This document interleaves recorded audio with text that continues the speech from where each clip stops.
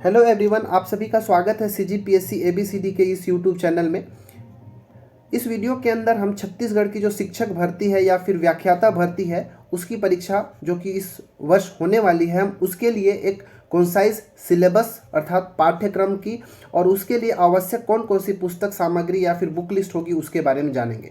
सबसे पहले तो आप सभी को बहुत बहुत बधाई कि एक साथ आपको शिक्षा के क्षेत्र में 12,000 पोस्ट यहाँ पर देखने को मिल रहा है छत्तीसगढ़ के अंदर।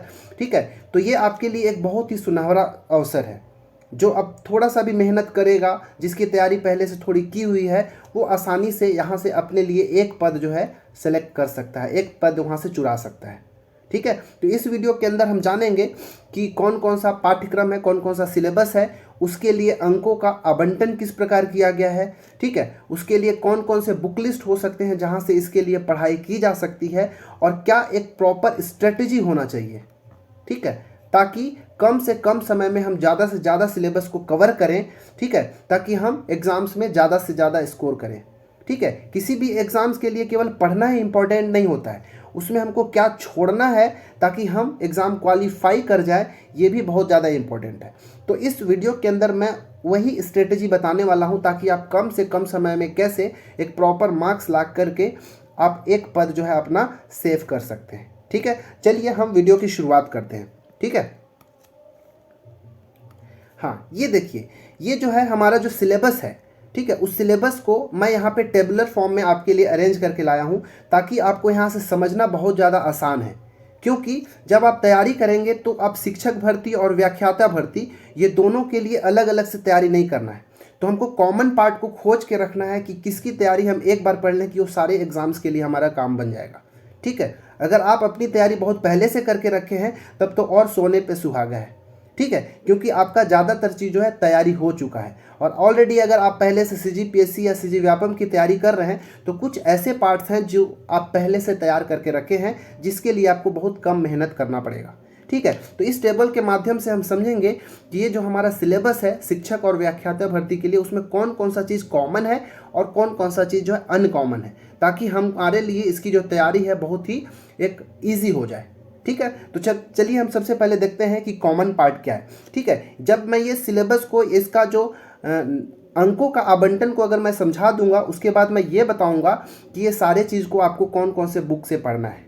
ठीक है, चलिए पहले मैं इस अंकों का आवंटन को बताता हूँ। देखिए, शिक्षक और व्याख्याता भर्ती ये दोनों के लिए ये 4 ऐसे विषय हैं जो कि कॉमन है। कौन कौन सा? सामान्य हिंदी, सामान्य अंग्रेजी, कंप्यूटर सामान्य ज्ञान और सामान्य ज्ञान। ये 4 ऐसे जो है इन सभी एग्जाम के लिए कॉमन है। ठीक है, और पहली बात क्या, ये जो भी एग्जाम है, चाहे सहायक शिक्षक की बात हो, शिक्षक की बात हो या फिर व्याख्याता में भौतिकी, गणित और वाणिज्य के व्याख्याताओं की बात हो, सबके लिए जो अधिकतम अंक जो निर्धारित किया गया है वो 150 अंक का निर्धारण किया गया है। ठीक है, मैक्सिमम मार्क्स जो कितना होगा 150 अंक होगा। ठीक है, 150 में ही आपको स्कोर करना है। ठीक है, तो देखिए जो हिंदी है, सामान्य शिक्षक और शिक्षक के लिए हिंदी विषय से जो आपसे 25 अंक के क्वेश्चंस पूछे जाएंगे। ठीक है, कितने कितने? 25 अंक के क्वेश्चन पूछे जाएंगे। वहीं व्याख्याता पदों के लिए, चाहे वो भौतिकी, गणित या फिर वाणिज्य का व्याख्याता की बात हो, सबके लिए सामान्य हिंदी के 5-5 अंक के प्रश्न पूछे जाएंगे। ठीक है, इसी तरह सामान्य अंग्रेजी का सहायक शिक्षक और शिक्षक के लिए भी 25 अंक, वहीं व्याख्याताओं के लिए 5-5 अंक के प्रश्न पूछे जाएंगे। ठीक है, सामान्य ज्ञान अगर कंप्यूटर की बात करें तो यहाँ पे सहायक शिक्षक और शिक्षक के लिए 10-10 अंक, वहीं व्याख्याताओं के लिए 5-5 अंक के पूछे जाएंगे। ठीक है, लास्ट में जो सामान्य ज्ञान होगा उससे सहायक शिक्षक और शिक्षकों के लिए 10-10 अंक के प्रश्न पूछे जाएंगे, वहीं जो व्याख्याता पद के लिए सामान्य ज्ञान से 5-5 अंक के प्रश्न पूछे जाएंगे। तो ये जो 4 कॉमन विषय है उनसे अगर टोटल योग देखा जाए तो टोटल 70 अंक के प्रश्न जो है कॉमन है किसके लिए? शिक्षक और सहायक शिक्षक के लिए। वहीं 20-20 अंक के प्रश्न जो है कॉमन है किसके लिए? व्याख्याताओं के लिए। ठीक है, मतलब यहाँ पे शिक्षक और सहायक शिक्षक में देखा जाए तो इन चारों विषयों का हिंदी, अंग्रेजी, कंप्यूटर और सामान्य ज्ञान का वेटेज जो है अधिक है। 70-70 नंबर के पूछे जाएंगे। वहीं व्याख्याताओं में देखोगे तो 20-20 मार्क्स के बस पूछे जाएंगे। ठीक है। इसके बाद अगर देखा जाए अगला जो कॉमन है सहायक शिक्षक और शिक्षक के लिए, वह है बाल विकास और शिक्षा शास्त्र का। ठीक है, 30-30 अंक के पूछे जाएंगे। बाल विकास और शिक्षा शास्त्र से 30-30 अंक के पूछे जाएंगे शिक्षक और सहायक शिक्षक के अंदर। ठीक है, वहीं ये वाला बाल विकास और शिक्षा शास्त्र को थोड़ा सा और एडवांस करके, थोड़ा सा उसमें और एडिट करके शैक्षिक मनोविज्ञान, शिक्षा में आकलन एवं मूल्यांकन, शिक्षण शास्त्र और शैक्षिक अभिवृत्ति को सम्मिलित करके इसको व्याख्याता पद के लिए बना दिया गया है। ठीक है, और व्याख्याता पदों में तीनों विषयों के व्याख्याताओं के लिए 30-30 अंक के यहाँ से प्रश्न पूछे जाएंगे। इस प्रकार अगर देखा जाए तो जो कॉमन विषय है उस कॉमन विषय से सहायक शिक्षक के लिए टोटल 100 अंक और शिक्षकों के लिए 100 अंक। ये जो है 100-100 अंक का जो विषय का जो अंकों का आवंटन है वो कॉमन है। वहीं पर व्याख्याता पदों में अगर देखेंगे तो 50-50 अंक जो है सबके लिए कॉमन है। ठीक है, ये हो गया पूरी तरीके से कॉमन वाले पार्ट। ठीक है, तो आपको अब इसकी तैयारी करते समय देखना है कि जब इन सब की तैयारी करेंगे तो आपको इन सारे चीज़ों के लिए, इन सारे एग्जाम्स के लिए आप जो है आपकी तैयारी एक साथ होते रहेगी। ठीक है, और ये चारों इजी भी हैं। ठीक है, ये वाला तो है आपके लिए, अगर आपसे अच्छा बनता है तो आप इसको पहले पढ़ें, इसकी तैयारी करें, और पहले से भी आप कई बार अगर एग्ज़ाम दे चुके हैं तो यहाँ से कुछ ना कुछ आपकी तैयारी अवश्य ही होगी। ठीक है, मैं बाद में बताऊंगा कि इसके लिए कौन कौन से जो बुक्स हैं अवेलेबल। देखिए मेनली क्या है, ये चारों का जो है मैं आगे बताऊंगा। अगर ये बाल विकास और शिक्षा शास्त्र और इसकी मैं बात करूं तो मार्केट में कोई भी जो एक अवेलेबल हो, क्योंकि अभी जब एग्ज़ाम निकला आया है वैसे ही तो कई सारे निजी जो संस्थाएं हैं इनके लिए बुक्स जो है पब्लिश करती है। तो कोई भी एक मार्केट में जाए, एक अच्छे से बुक स्टॉल से, और पता करें कि कौन सा बुक जो है अच्छा है, और किसी भी एक बुक को उठा लीजिए इनके लिए। ठीक है, ज़्यादा बुक पे भी हमको कन्फ्यूज़न नहीं रखना है। कोई भी एक मार्केट से एक बुक उठा लें और उसकी पढ़ाई अच्छे से करते रहें, उसके क्वेश्चंस को बार बार लगाते रहें। ठीक है, ज़्यादा इस पर हमको रिसर्च नहीं करना है, केवल हमको नंबर स्कोर करके हमको एक पद जो है क्वालिफाई करना है। ठीक है, तो इसके लिए मार्केट से कोई भी एक अच्छी बुक हो उसको आप ले लें और उसकी वहाँ से पढ़ाई शुरू कर दें। बाकी ये जो 4 कॉमन विषय है इसके लिए मैं आगे बताऊँगा, इसका सिलेबस भी बताऊँगा कि इनमें कौन कौन से टॉपिक्स को पढ़ना है, कौन कौन से टॉपिक्स को छोड़ना है। ठीक है, चलिए अब आगे देखते हैं। ये तो था, ये जितना भी अभी इस स्लाइड के अंदर मैं आपको एक्सप्लेन किया हूँ ये सब के सब क्या है, कॉमन विषय थे। ठीक है, अब हम अनकॉमन वाले को देखेंगे जो कि एक स्पेसिफिक जो विषय का व्याख्याता या शिक्षक होगा उसको क्या क्या पढ़ना होगा। ठीक है, चलिए देखते हैं। अब सहायक शिक्षक का जो पद है और शिक्षक का पद है उसमें क्या अलग पढ़ना है वो देखिए, क्योंकि अभी तक हमने देखा कि ये दोनों के लिए 100-100 अंक जो है कॉमन था। ठीक है, ये पहले हम देख चुके कि 100 अंक इसका और 100 अंक इसका जो था वो कॉमन था। 50-50 अंक का अभी भी बचा हुआ है। ठीक है, इसमें भी बहुत सारे कॉमन है, इसके लिए अलग से पढ़ने की ज़रूरत नहीं है। सहायक शिक्षक और शिक्षक के लिए एक ही बुक, एक ही सिलेबस में मिलेगा। ठीक है, अगर शिक्षक के लिए अगर वो तैयारी करके रखा है तो सहायक शिक्षक उसका ऑटोमेटिक उसका तैयारी हो जाएगा। ठीक है, देखिए इसमें गणित का 30 अंक पूछा जाएगा। ठीक है, सहायक शिक्षक के लिए गणित कितना, 30 अंक का पूछा जाएगा। वहीं शिक्षक में अगर चले जाए तो गणित प्लस विज्ञान ये दोनों को मिला के 30 अंक पूछा जाएगा। ठीक है, सहायक शिक्षक जनरली प्राइमरी वालों के लिए होता है और प्राइमरी में विज्ञान विषय नहीं होता, वहाँ पर्यावरण होता है। इसलिए जो सहायक शिक्षक होते हैं उनकी तैयारी करने वालों को विज्ञान पार्ट को छोड़ देना है और केवल पर्यावरण का देखना है। ठीक है, तो 30 नंबर जो है गणित का पूछा जाएगा सहायक शिक्षक में, और पर्यावरण अध्ययन का 20 नंबर पूछा जाएगा, जो कि 30 और 20 50 अंक हो जाएगा। इस प्रकार 100 पीछे हम कॉमन वाला देखें 50 है और 150 अंक का यहाँ पे ये पूरी तरीके से हम कंप्लीट कर लिए सिलेबस को। वहीं शिक्षक में जाए तो 100 हम देख चुके हैं, गणित और विज्ञान का 30 अंक और सामान्य अध्ययन का 20 अंक। ठीक है, तो 30 और 20 50 अंक यहाँ भी हमारा हो गया। तो इस प्रकार शिक्षक के लिए भी 150 अंक का सिलेबस हम देख लिए। ठीक है, और बाकी इनको पढ़ना कहाँ से है वो मैं आगे की स्लाइड में बताऊंगा कि सामान्य अध्ययन कहाँ से पढ़ना है, गणित विज्ञान कहाँ से पढ़ना है, इन सारी चीज़ों को मैं बताऊंगा। ठीक है, चलिए अब देखिए व्याख्याता के लिए, ये व्याख्याताओं के लिए अनकॉमन वाला पार्ट है। कॉमन वाला तो हम पीछे डिस्कस कर लिए कि क्या क्या जो है एक ही पढ़ना है। अनकॉमन की जाएंगे फिजिक्स, भौतिकी के जो व्याख्याते हैं उनके लिए आधुनिक एवं नाभिकीय भौतिकी से 25 अंक पूछा जाएगा, विद्युत गतिकीय एवं चुंबकत्व से 25 अंक पूछा जाएगा, ध्वनि एवं प्रकाश साउंड एंड लाइट से 25 अंक पूछा जाएगा, गुरुत्वाकर्षण एवं गतिकीय से 25 अंक पूछा जाएगा। तो 25 चौके 100, टोटल 100 अंक जो है उनका कोर सब्जेक्ट से पूछा जाएगा, क्योंकि भौतिकी के लिए व्याख्याता बनने वाले हैं तो उनके लिए जो क्वेश्चंस भी हैं थोड़ा एडवांस ही पूछा जाएगा भौतिकी से, ठीक है। ये उनका कोर सब्जेक्ट होगा जहाँ से 100 नंबर पूछे जाएंगे। 50 तो कॉमन वाला था, ये 100 अंक जो है बहुत ज़्यादा इंपॉर्टेंट है, ठीक है। ये 100 में से ही आपको जब पढ़ना है तो ये पता करना है कि क्या पार्ट हमको छोड़ना है, किस चीज़ को हमको पढ़ना है, ठीक है।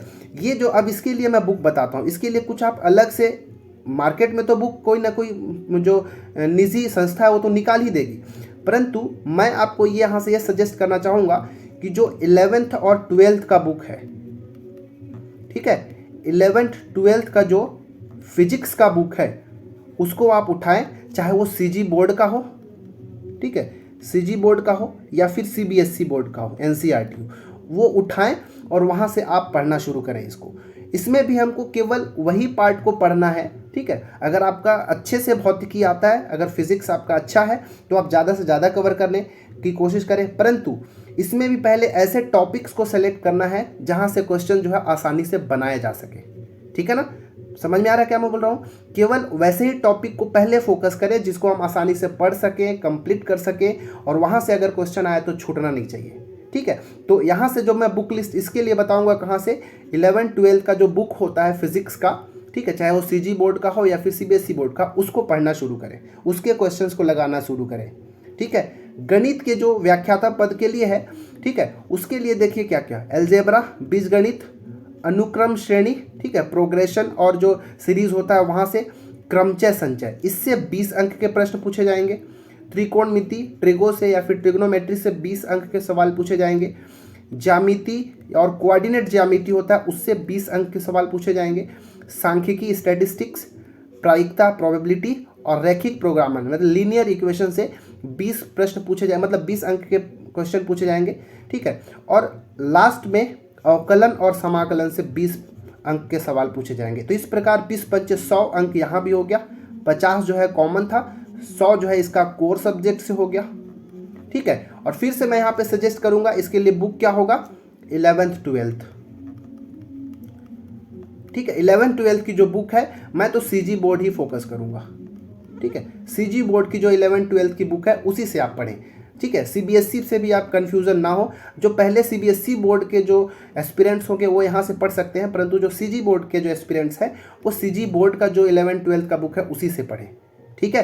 तो यहाँ से आपका, क्योंकि ये सारे जो टॉपिक्स है 11th 12th के जो बुक से ही लिया गया, उसी के चैप्टर्स को यहाँ से उठा के ले लिया गया है। तो अगर आप उतने क्वेश्चन को भी लगा लेते हैं तो आपसे यहाँ से छूटेगा भी नहीं, एक्स्ट्रा एडवांस पढ़ने की ज़रूरत ही नहीं है, ठीक है। फिर से इसमें किसको, केवल सेलेक्टेड टॉपिक जो आपके लिए ईजी था, ठीक है, एक स्कूल टाइम में, और जो आपको आसानी से अभी बनेगा, केवल वही टॉपिक को ही पढ़ते चलें, ठीक है, ठीक है। पहले हमको एक सेफ स्कोर हमको गेन करना है, ताकि हम एकदम टॉप करने के लिए हमको यहाँ पे नहीं पढ़ना है, ठीक है। जस्ट हमको एक क्वालिफाई करके एक पद ही पाना है, इसलिए हमको पूरा का पूरा सिलेबस भी कवर अप नहीं करना है, ठीक है। सिलेक्टेड ही पढ़ना है जो हमारे लिए इजीली बनेगा और वहाँ से क्वेश्चन नहीं छूटना चाहिए।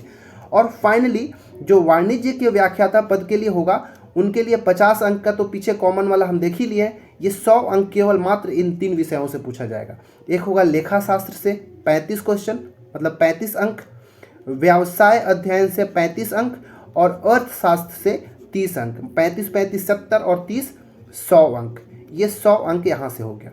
इस प्रकार 50 और 100 टोटल 150 अंकों का हमने सिलेबस को हमने एनालाइज किया कि कहाँ से कौन कौन से विषय से पूछा जाएगा, कौन कौन सा कॉमन है, कौन कौन सा अनकॉमन है, ठीक है। वापस से जो वाणिज्य के लिए जो व्याख्याता के लिए होगा उसको 11th प्लस 12th की बुक से पढ़ें, ठीक है, इससे ज़्यादा से नहीं पढ़ना है, ठीक है। क्योंकि जो मार्केट में अभी जो नई नई बुक्स आएंगी वो पतली पतली बुक आपको एक जगह ऐसा दे देगा कि आपको ढंग से पढ़ने को समझ में ही नहीं आएगा, उसका एक्सप्लेनेशन ही नहीं मिलेगा। परंतु अगर आप पहले अपने जैसे फिजिक्स के बैकग्राउंड के स्टूडेंट हैं, गणित के स्टूडेंट्स हैं, या फिर कॉमर्स के स्टूडेंट हैं, तो आप पहले जो बुक पढ़े हुए हैं वो आपको ज़्यादा अच्छे से समझ में आएगा। इसीलिए मैं आपको सजेस्ट करूंगा कि आपकी जो पुरानी बुक्स हैं उसको वापस से खोल लें और उन्हीं को पढ़ना शुरू करें, उन्हीं के क्वेश्चंस को लगाना शुरू करें। तो ये था हमारा टोटल 150 नंबर का जो सिलेबस, कहाँ से क्या पूछा जा रहा था, हमने अंकों का आवंटन देख लिया, ठीक है। जो कोर सब्जेक्ट है उसके लिए मैं बेसिक यही बताया कि 11 12 की बुक से पढ़ना है, ठीक है। और बाकी जो कॉमन वाला है उसको मैं आगे बताने वाला हूँ कि कहाँ से पढ़ा जाए, ठीक है। ये कॉमन वाला पार्ट जो है सबके लिए स्कोरिंग होगा, क्योंकि ये सब पहले से पढ़ चुके हैं और पढ़ रहे हैं, जो कि अभी से तैयारी में कब से लगे हुए हैं, ठीक है ना। चलिए अब हम देखते हैं आगे, ठीक है। अब जो हमारा 4 कॉमन टॉपिक था, क्या क्या, सामान्य हिंदी, सामान्य अंग्रेजी, कंप्यूटर का सामान्य ज्ञान और सामान्य ज्ञान, उनके बारे में मैं बताता हूँ कि उसको कहाँ से पढ़ना है, ठीक है, और कौन कौन सा पढ़ना है। तो सामान्य हिंदी, ठीक है, सामान्य हिंदी से सहायक शिक्षक और शिक्षक के लिए 25-25 अंक के पूछे जाएंगे, ठीक है, 25-25 अंक के पूछे जाएंगे शिक्षक और सहायक शिक्षक के लिए। वहीं व्याख्याता के लिए यहाँ से 5-5 अंक के पूछे जाएंगे, ठीक है ना। देखिए पढ़ना क्या है, तो ये सारे चीज़ तो अगर आप मेंस की तैयारी कर रहे हैं CGPSC का तो वहाँ से आप पढ़े होंगे, CG के भी अगर तैयारी आप पहले से कर रहे होंगे तो ये सब चीज़ आप पहले भी पढ़ा होगा आपने, ठीक है। तो हमको यहाँ पे स्वर, व्यंजन, वर्तनी शुद्ध वाला पढ़ना है, लिंग, वचन, काल वगैरह पढ़ना है, संज्ञा, सर्वनाम, विशेषण, क्रिया विशेषण, कारक, ये सारा चीज़ पढ़ना है। समास रचना और उसका प्रकार पढ़ना है। संधि में जाएंगे तो स्वर, संधि, व्यंजन और विसर्ग पढ़ना है। रस एवं अलंकार पढ़ना है, दोहा, छंद, सोरठा, ठीक है। व्याकरणिक मतलब ग्रामेटिकल एरर जो होता है वो हमको देखना है यहाँ पे। शब्द रचना में उपसर्ग, प्रत्यय देखना है। शब्द प्रकार के अंदर जाएंगे तो तत्सम, तद्भव, देशज, विदेशज, ये जो शब्दों के प्रकार होता है वो देखना है। साथ ही साथ हमको पर्यायवाची, विलोमार्थी, अनेकार्थी शब्द और अनेक शब्दों का एक शब्द जो है देखने को मिलेगा, मुहावरे और लोकोक्तियाँ। मतलब हिंदी में आप तक बचपन से लेकर जो कुछ भी पढ़ा है सब कुछ यहाँ से पढ़ना है, ठीक है। इसमें भी आप वही पढ़ें, ठीक है। ये वाला जो व्याख्याताओं के लिए यहाँ से केवल 5-5 अंक ही पूछे जाएंगे, ठीक है, और इतना सारा चीज़ पढ़ना है, ठीक है। तो आप क्या करें, इसको एक बार पढ़ लें और पहले से पढ़े होंगे तो आपकी अच्छी ही होगी। तो यहाँ से आप पढ़ें और मेन अपना जो व्याख्याता लोग हैं कोर सब्जेक्ट पे फोकस करें, ठीक है, क्योंकि वहाँ से आपका 100 नंबर है, ठीक है। आ रहा समझ में क्या बोल रहा हूँ। अपने कोर सब्जेक्ट पे विशेष रूप से ध्यान दें और वहाँ से इजी टॉपिक को खोज के पढ़ना शुरू करें। और जो शिक्षक और सहायक शिक्षक वाले हैं वो तो सामान्य हिंदी से अच्छे से आपको पढ़ना ही है, क्योंकि ये सारा चीज़ें स्कोरिंग है। 25 में से अब एटलीस्ट आपको 20 नंबर यहाँ से स्कोर करना है, ठीक है ना, क्योंकि यहीं से नंबर जो है लोग ज़्यादा से ज़्यादा गेन करेंगे, ठीक है। तो ये था सामान्य हिंदी का, जहाँ से 25-25 के क्वेश्चन पूछे जाएंगे और यहाँ से आपको सेलेक्ट करके देखना है कि कौन सा आपको ईजी है, कौन सा आपके लिए हार्ड पड़ता है, ठीक है। इसके बाद दूसरा जो हमारा कॉमन था वो था अंग्रेजी का, ठीक है। शिक्षक सहायक शिक्षक के लिए यहाँ से 25-25, वहीं व्याख्याताओं के लिए 5-5 अंक के प्रश्न यहाँ पे पूछे जाएंगे, ठीक है। अगर इसमें देखा जाए तो यूनिट 1 के अंदर इंग्लिश ग्रामर पूछा जाएगा। ग्रामर के अंदर number, gender, article, pronoun, adjective, verb, adverb, फिर हमारा कंजक्शन पढ़ने को मिलेगा, प्रीपोजिशन देखने को मिलेगा, ठीक है। वहीं यूनिट 2 में अगर जाएंगे तो ट्रांसफॉर्मेशन ऑफ सेंटेंसेस देखेंगे कि एक्टिव से पैसिव कैसे बनाना है, पैसिव से एक्टिव कैसे बनाना है, डायरेक्ट इनडायरेक्ट नरेशन क्या होता है, ये सारा चीज़ देखना है। यूनिट 3 में जाएंगे तो वोकैब का पार्ट है, वोकैबुलरी का, ठीक है। इसमें हमको antonym, synonyms, one word substitution, spelling और प्रोवर्ब, इडियम और फ्रेजेस, ये सारा चीज़, ये इंग्लिश के क्वेश्चंस मैं आपके लिए लेकर आऊँगा आगे के वीडियोज़ में, ठीक है। तो ये सारा चीज़ आपको यहाँ से इंग्लिश में पढ़ना है, ठीक है। आगे जो है तीसरा जो हमारा क्या है, कंप्यूटर संबंधी सामान्य ज्ञान, ठीक है। यहाँ पर जो शिक्षक सहायक शिक्षक है उनके लिए 10-10 अंक के पूछे जाएंगे, वहीं व्याख्याताओं के लिए यहाँ से भी 5-5 अंक के सवाल पूछे जाएंगे, ठीक है। देखिए कंप्यूटर संबंधी जो सामान्य ज्ञान है इसमें ये CG व्यापम का कोई सा भी एग्जाम भविष्य में आने वाला उन सब के लिए ज़्यादा इंपॉर्टेंट है। हॉस्टल वार्डन हो गया, RI पटवारी, सब के लिए इंपॉर्टेंट होता है, ठीक है। तो कंप्यूटर का उपयोग में अगर देखेंगे तो कहाँ का यूज़ किया जाता है, तो कॉमन चीज़ है। कंप्यूटर का प्रमुख भाग CPU, इनपुट आउटपुट डिवाइस क्या होता है, ये सारे चीज़ की जानकारी। प्रिंटर, ये जो है बहुत ही ज़्यादा इंपॉर्टेंट है, ठीक है। यहाँ से एग्जाम में हमको हमेशा देखने को मिलेगा प्रिंटर के प्रकार, इंकजेट प्रिंटर, लेजर प्रिंटर और प्रिंटर के जितने भी प्रकार होते हैं उनके बारे में। इसके बाद ऑपरेटिंग सिस्टम का नाम, ठीक है, वहाँ से पूछ देता है कि कौन कौन सा ऑपरेटिंग सिस्टम है, ठीक है, जैसे MS-DOS, commercial, open source, open system, तो ऑपरेटिंग सिस्टम के बारे में हमको भी जानना है। इसके बाद माइक्रोसॉफ्ट ऑफिस से बहुत सारे क्वेश्चन पूछा जाता है, ठीक है। माइक्रोसॉफ्ट ऑफिस में जगह MS वर्ड से क्वेश्चन पूछेगा, पावर पॉइंट, PPT, ठीक है, MS एक्सेल, इन सारे से भी क्वेश्चन देखने को मिलता है, ठीक है, वर्ड, एक्सेल, पावर पॉइंट सबसे। इंटरनेट में जाएंगे तो इंटरनेट के उपयोग में ईमेल पे डॉक्यूमेंट कैसे बनाना है, सर्चिंग, वेबसाइट सर्फिंग, ये सारा चीज़। हमको बताना है कि गूगल क्रोम, गूगल के बारे में, ये सारा चीज़ जो हमारा सर्च इंजन होता है उनके बारे में भी क्वेश्चन पूछा जाता है। ठीक है, इसके लिए भी मैं एक वीडियो लेके आऊँगा, 1 या 2 वीडियो के अंदर कंप्यूटर से संबंधित मैक्सिमम जो इंपॉर्टेंट क्वेश्चंस के माध्यम से मैं उन सबको कंप्लीट कराने की कोशिश करूँगा। इसके बाद एंटीवायरस, ये भी इंपॉर्टेंट है। एंटीवायरस के कौन कौन से प्रकार होते हैं, उससे क्या नुकसान होता है, एंटीवायरस के प्रकार कौन कौन से, ये सारे एग्जाम में पूछा जाता है। मल्टीमीडिया में ऑडियो, वीडियो, टेक्स्ट, इन सब के बारे में, सीडीडी, डीवीडी, ये सब के बारे में जानकारी पूछ देता है आपसे। गूगल, अलविस्ता, यूट्यूब के सब की सामान्य जानकारी, सर्च इंजन के बारे में जानने, ये सारा जो है एग्जाम में, ये सब यहाँ से एग्जाम में पूछे जाते हैं। तो ये सारे टॉपिक्स को आप एक बार पढ़ लेंगे। ठीक है ना। देखिए हिंदी जो हम पीछे देखे क्या कि हिंदी को कहाँ से पढ़ना है, एक बार मैं वहाँ पे चलता हूँ फिर से वापस से। देखिए हिंदी को कहाँ से पढ़ना है, तो हिंदी के लिए आप हरिराम पटेल का जो आता है, ठीक है, हरिराम पटेल का आप फॉलो कर सकते हैं। उसके अगर आप पहले से भी किसी और बुक से अगर हिंदी पढ़ के आपने रखा है तो आप वहाँ से भी पढ़ सकते हैं। लेकिन अगर जल्दी जल्दी में अभी तैयारी करना शुरू किया तो आप हरिराम पटेल का बुक ले सकते हैं, या फिर जो लुसेंट का हिंदी की बुक आती है आप लुसेंट से भी पढ़ सकते हैं। वहाँ से MCQ वाले ही लगाएं। ठीक है, MCQ क्वेश्चन जो है वो क्वेश्चन आपको लगाना है। ठीक है, तो यहाँ से आप ये दोनों बुक से फॉलो कर सकते हैं। बाकी अगर आप कोई और भी बुक फॉलो करते हैं तो वहाँ से भी करें। ठीक है, क्योंकि नया बुक से पढ़ने पे आपको थोड़ा सा ऑकवर्ड फील होगा, तो पुरानी बुक अगर आप कोई रखे हैं जिससे हमेशा पढ़े हैं तो वो बुक को आप फॉलो कर सकते हैं। ठीक है, इंग्लिश में अगर जाएंगे तो इंग्लिश के लिए फिर से जो HR पटेल मतलब हरिराम पटेल की बुक, ठीक है, इस बुक को मैं इसलिए बता रहा हूँ क्योंकि इसमें जो प्रीवियस ईयर के जो क्वेश्चंस हैं, ठीक है, प्रीवियस ईयर क्वेश्चन उसको भी इसमें इंक्लूड किया गया है और न्यू क्वेश्चंस को भी इसमें इंक्लूड किया जाता है। तो आप यहाँ से पढ़ सकते हैं। और सबसे बेस्ट जो होता है इसके लिए मैं लुसेंट ही फिर से मैं आपको सजेस्ट करूँगा। लुसेंट के बाद एक स्पीडी की बुक आती है, ठीक है, वो आप पढ़ सकते हैं।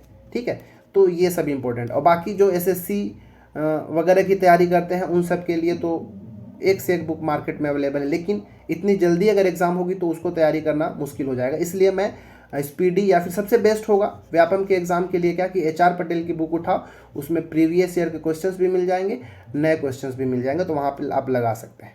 ठीक है, इसके बाद कंप्यूटर के लिए देखेंगे तो कंप्यूटर के लिए भी HR पटेल मतलब हरिराम पटेल की जो बुक आती है वो आप देख सकते हैं। ठीक है, इसके बाद मंथन की एक बुक आती है वो आप देख सकते हैं। ठीक है, अरिहंत की बुक आती है वो आप देख सकते हैं, या फिर फाइनली लुसेंट की बुक को भी आप यहाँ से देख सकते हैं। तो इतने 4 ऑप्शंस मैं आपको दिया हूँ।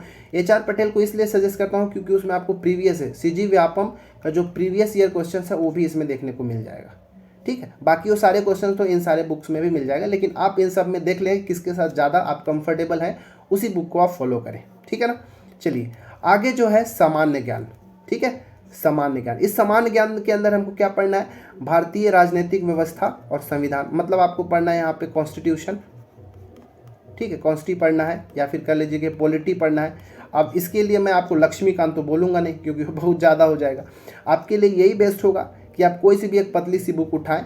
मैं तो लुसेंट की बात करूँगा। ठीक है, लुसेंट में जाएँ। लुसेंट एक ऐसा बुक है जो हर एक एग्ज़ाम देने वाले के पास ही अवेलेबल होता है। ठीक है, एक लुसेंट की बुक आती है जिसमें सारे पोर्शन उसमें रहता है, फिजिक्स, केमिस्ट्री, बायो, उसमें जियोग्राफी, हिस्ट्री, इकोनॉमिक्स सब कुछ मिलता है। तो वही वाला लुसेंट ले लेना है जो सबका एक साथ आता है, और उसी में जो संविधान दिया गया बस उतना कोई पढ़े। एक्स्ट्रा आपको लक्ष्मीकांत में सजेस्ट नहीं कर रहा हूँ।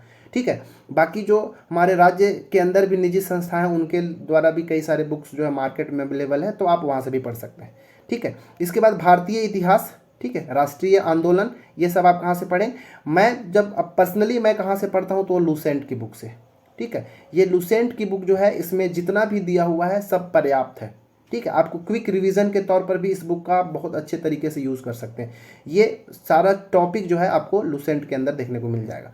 ठीक है, तो यहाँ से हमारा भारतीय हो गया, इतिहास, राष्ट्रीय आंदोलन, ये सब हो गया, देख सकते हैं। भूगोल, ठीक है, इसके अंदर और भी देखिए भारतीय सभ्यता, संस्कृति, ऐतिहासिक घटनाएं, ये सारा चीज़ देखना है। भारतीय राष्ट्रीय कांग्रेस 1857, 1947 और 1947 के बाद की घटनाक्रम, ये सब देखना है। भूगोल में छत्तीसगढ़ बोर्ड का जो क्लास 10वीं का बुक है, ठीक है, उसका सामान्य मतलब 10वीं स्तर पर बोल सकते हैं, सामान्य भूगोल, भारत एवं विश्व का भूगोल से संबंधित क्वेश्चन आपसे पूछे जा सकते हैं। ठीक है, तो इसके लिए भी आप क्योंकि अगर 10th बुक को आप फॉलो करने लगेंगे तो आपके लिए पर्याप्त कंटेंट होगा ही नहीं। तो इसके लिए मैं आपको लूसेंट को ही सजेस्ट कराऊंगा।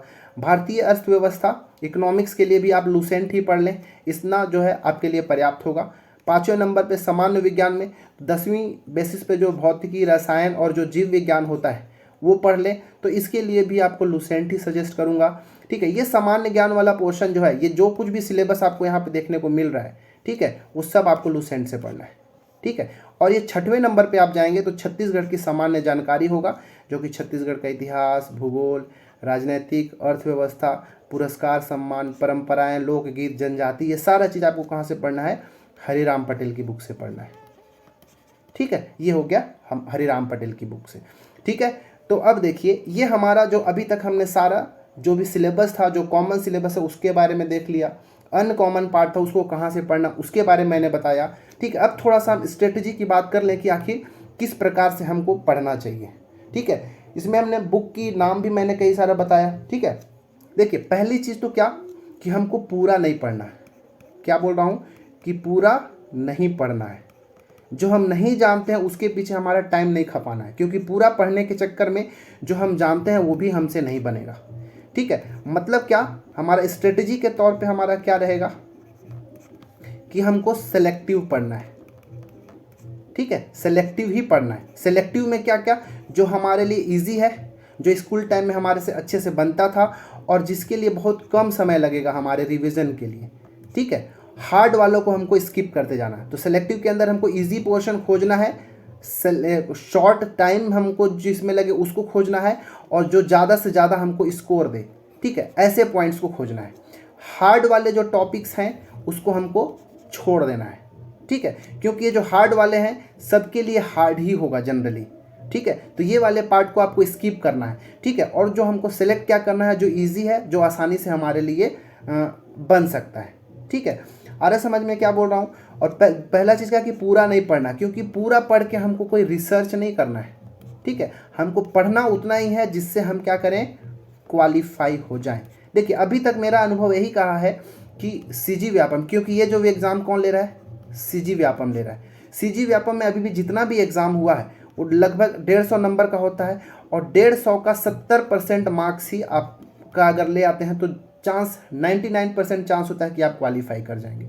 मतलब यहाँ से अगर 150 का 70% निकालेंगे तो आपको मिलेगा 105 नंबर। तो अगर ये जो शिक्षक भर्ती वाला जो आ रहा है उसमें अगर 105 से ऊपर या फिर 100 से लेके 110 भी अगर आप नंबर लाते हैं तो मैं कहता हूँ कि वो आप क्या है, सेफ हैं उसके अंदर। ठीक है, मतलब अगर 70% से ही आप पास हो रहे हैं तो 30% पार्ट को आप छोड़ो ना भाई, इसके पीछे हमको क्यों भागना है। तो ये वाला 30% जो होगा वो हार्ड वाला होगा, इस हार्ड वाले पार्ट को छोड़ना है, और जो इजी वाला जो 70% पोर्शन है हमको उस पर फोकस करना है, क्योंकि यही 70% जो है हमको क्या कराएगा, क्वालिफाई करेगा। ठीक है, स्ट्रेटजी यही है। ठीक है, अगर आप पहले से पढ़ रहे हैं तो आप अपनी पढ़ाई को क्या करें, बार बार रिवाइज करें। ठीक है, जो अब नया चीज़ पढ़ें, जो आप नहीं पढ़े हैं पहले से उसको आप पढ़ाई करें। ठीक है, पुराना चीज़ जो आप रिवाइज करें ज़्यादा से ज़्यादा। ठीक है, और पहली बात क्या कि जो आप पहले से बुक फॉलो करते आ रहे हैं, ठीक है, जो आप पुराना बुक फॉलो करते आ रहे हैं उसी बुक को फॉलो करें, नए नए एक्सपेरिमेंट मत करें, क्योंकि मार्केट में भी आपको 50 तरह के बुक मिल जाएगा जो कि आपको कंफ्यूज करके रखेगा। तो जो आप पहले से जिस पुस्तक को फॉलो कर रहे हैं उसी पुस्तक को आप बार बार पढ़ें, रिवाइज करते जाएं, नए बुक को फॉलो मत करें। ठीक है, नए बुक अगर ले रहे हैं, जो नए लोग अभी तैयारी करना शुरू कर रहे हैं वो नए बुक लें और उसी बुक को पढ़ें। एक टॉपिक के लिए या फिर एक सब्जेक्ट के लिए एक ही बुक को लें, एक से ज़्यादा बुक को मत लें, क्योंकि आपके पास उतना टाइम भी पर्याप्त नहीं होगा। ठीक है, ताकि आप 5 बुक पढ़ पाएंगे। ठीक है, अब देखिए, तो मैंने क्या यहाँ तक अभी बताया कि क्या हमको लगभग 100 से 110 नंबर स्कोर करना है। तरीका क्या है कि इजी वाले पार्ट को सेलेक्ट करना है 70% को, हार्ड का 30% को आपको छोड़ देना है। ठीक है, तो ये हमारा एक स्ट्रेटजी होगा। ठीक है, तो अब मैं आपको अपने चैनल के माध्यम से भी ये सारे विषयों का आपका MCQ प्रैक्टिस कराते रहूँगा, जो कि आपके एग्ज़ाम की दृष्टि से बहुत ज़्यादा इंपॉर्टेंट होगा और पहले पूछा जा चुका।